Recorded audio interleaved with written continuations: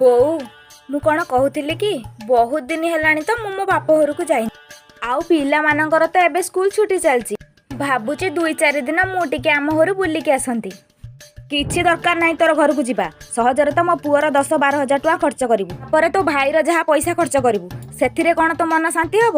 ଆସିଲା ବେଳକୁ ତୋ ମା ଆଉ ଭାଉଜ ଭିତରେ ଝଗଡ଼ାଟା ଲଗେଇ ଦେଇକି ଆସିବୁ। ଯାଇକି ଜଲ୍ଦି ଘର କାମ କର। ଠିକ୍ ଅଛି ବୋଉ। ହ୍ୟାଲୋ ନାନୀ, କେମିତି ଅଛ? ଆଲୋ ବୋହୁ, କିଏ ଫୋନ୍ କରିଛି କି? ନାନୀ ଫୋନ୍ କରିଛନ୍ତି ବୋଉ। ହଁ ନାନୀ, କ'ଣ କହୁଥିଲ? ଘରକୁ ଆସିବ? କିଛି ଆସିବା ଦରକାର ନାହିଁ।